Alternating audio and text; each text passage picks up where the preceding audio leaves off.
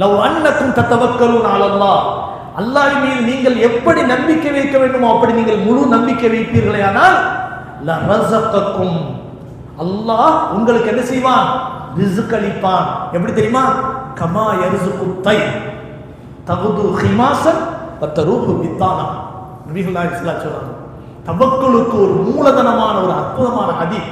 நபி அவர்கள் சொன்னார்கள், பறவைகள் தங்கள் கூடுகளில் இருந்து வெறும் வயிற்றோடு பறந்து செல்கின்றன, திரும்பி வரும்போது வயிறு நிரம்பிய நிலையில் திரும்பி வருகின்றன. இதுதான் தவக்குல். கண்ணியமானவர்களே, கொஞ்சம் நினைச்சு பாருங்க, பறவைகளுக்கு எங்கேயாவது கடை வீதி இருக்கா? பஜார் இருக்கா? பட்டா போட்டு ஏதாவது அக்ரிமெண்ட் போட்டு ஒரு கடை வச்சிருக்குதா? கடை ஏதாவது பறவைகள் 4 குஞ்சு பொறிச்சு வச்சிருக்குது, அது பசியோடு இருக்குது, நான் பறந்து போறேன். எதை நோக்கி பறந்து போகுது இந்த பறவை? அங்க போனா அங்க சாப்பாடு கிடைக்கும், அதுக்கு தெரியுமா?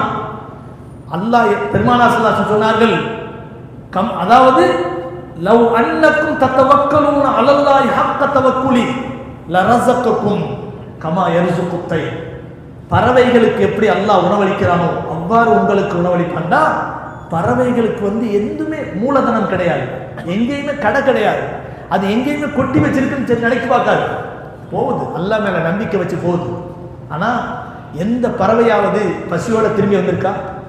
அதுவும் வயிறு நிரம்பி தங்களுடைய கழுத்து பகுதியிலே இருக்கக்கூடிய அந்த இறை பையிலே அந்த உணவுகளை செரிமானமாகாமல் அப்படியே பதுக்கி வைத்து நேரா தன்னை எதிர்பார்த்திருக்கக்கூடிய தங்களுடைய அந்த குஞ்சுகள் இருக்கு பாருங்க, அதற்கும் அந்த உணவை ஊட்டி அதனுடைய பசியையும் போக்குகின்றன என்று சொன்னால் இதற்கு உணவு கொடுத்தது யார்? அதனுடைய மூலதனமா? அதனுடைய முயற்சியா?